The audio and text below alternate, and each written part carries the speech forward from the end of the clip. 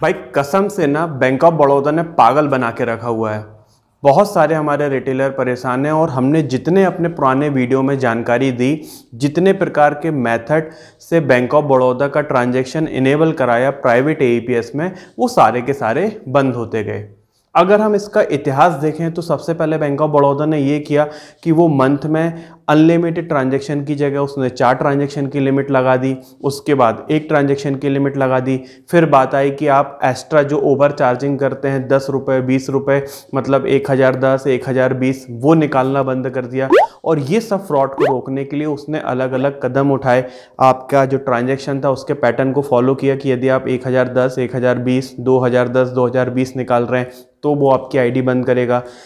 ID के base पे बंद कर सकता है, पैन कार्ड के बेस पे बंद कर सकता है, और उसके बाद तो आपकी आरडी सर्विस जो डिवाइस की होती है उसका सीरियल नंबर के हिसाब से भी वो ब्लॉक करने लगा। अब बहुत सारे हमारे रिटेलर परेशान हैं कि उनके में बैंक ऑफ बड़ौदा ट्रांजैक्शन नहीं हो रहे। हालांकि जब भी हम वीडियो बनाते हैं तो बहुत सारे हमारे जो मित्र हैं जिनके में चल रहा है वो कमेंट करते हैं बाकायदा कि हमारे में अब एईपीएस ट्रांजैक्शन चल रहा है, लेकिन 90% लोग ऐसे हैं जो कि अब ट्रांजैक्शन नहीं कर पाए। तो भाई किया क्या जाए? तो ये अपडेट आपके काम का हो सकता है, लेकिन आप पहले पूरा सुनिएगा, समझिएगा मैं कहना क्या चाह रहा हूँ। प्लस अगर आपके एरिया में बैंक ऑफ बड़ौदा के ग्राहक ज़्यादा हैं, आपका जो रिटेलर बेस है, सॉरी कस्टमर बेस है बैंक ऑफ बड़ौदा से ही चलता है, तो ही आप इस स्टेप को फॉलो करिएगा, क्योंकि ये स्टेप थोड़ा सा कॉस्टली हो सकता है, क्योंकि आपको शायद फिर से एक नई डिवाइस खरीदना पड़ेगा। तो नमस्कार दोस्तों, मेरा नाम है सुशील मोदी और आप देख रहे हैं यूट्यूब चैनल मोदी इन्फोटेक। दोस्तों, बैंक ऑफ बड़ौदा के ऊपर आपने मेरे या मेरे जैसे बहुत सारे यूट्यूबर मित्रों के जो भी वीडियो 2-3 दिन पहले तक देखे थे, उन सारे कैलकुलेशन को, उन सारे मेथड को, उस सारे जो नॉलेज उन्होंने आपको दिया, उस सबको आप थोड़ी देर को आप किनारे रख दीजिए। और आज की अगर हम बात करें कि आज अगर आप बैंक ऑफ बड़ौदा का ट्रांजेक्शन करना चाह रहे हैं तो आपको क्या करना पड़ेगा और क्या करने के बाद आपके ये ट्रांजेक्शन फिर से बंद हो सकते हैं, तो आपको वो नहीं करना है। पहली बात, अगर आप बैंक ऑफ बड़ौदा का ट्रांजैक्शन करना चाह रहे हैं तो आपको आपकी आईडी से तो वो पॉसिबल नहीं है यदि आपके में सस्पेक्टेड फ्रॉड करके एरर आ रही है। तो आपको क्या करना है, अपने घर परिवार में जो भी लोग हों, अगर आप मैरिड हो गए तो अपनी वाइफ के नाम से बना सकते हैं, अपने भाई बहनों के नाम पे बना सकते हैं। तो एक बिल्कुल फ्रेश आईडी बनाना है। नई आपको डिवाइस लेना पड़ेगा, फिंगरप्रिंट डिवाइस, स्मार्टफोन, मंत्रा, स्टारटेक, जो भी आपको लेना हो, और उस आईडी और उस मोबाइल और उस फिंगरप्रिंट डिवाइस से केवल और केवल बैंक ऑफ बड़ौदा का ट्रांजैक्शन करिए।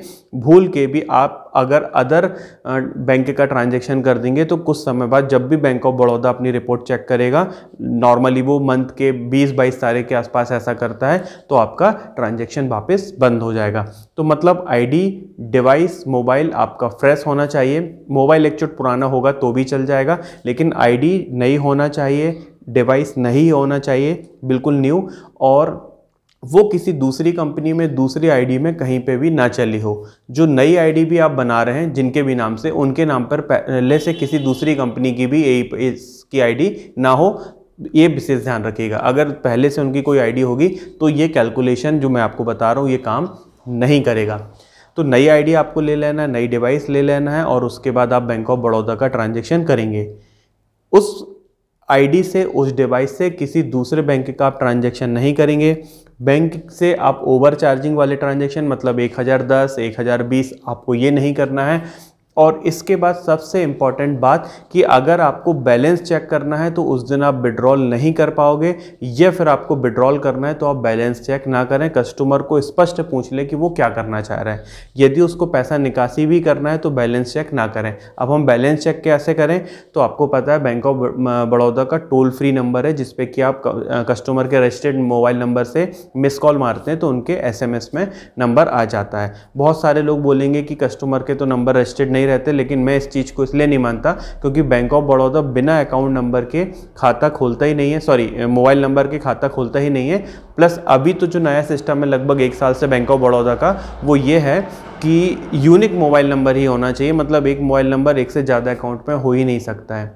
तो यही एक फाइनल अपडेट था। कुछ भी कमेंट करने के पहले, नेगेटिव कमेंट करने के पहले ये ज़रूर सोच लीजिएगा कि मैं इस प्रॉब्लम का सलूशन आपको बता रहा हूँ। मैं ये नहीं कह रहा कि आप मेरे से आईडी ले लें, क्योंकि कई लोगों को लगता है कि हम लोग आईडी सेल करते हैं। आईडी तो लगभग आजकल भाई फ्री में मिल रही है, उसका कोई बेनिफिट नहीं हो रहा है। तो हम कोई आईडी नहीं बेचना चाह रहे। आप किसी भी कंपनी से करें, पेनियर से करें, रॉयनेट से करें, स्पाइस मनी से करें, रापी पे से करें, जितने मार्केट में कंपनियां हैं, लेकिन आईडी यूनिक हो, डिवाइस यूनिक हो, नई डिवाइस करें, आपका 101% बैंक ऑफ बड़ौदा का पैसा विड्रॉल हो जाएगा।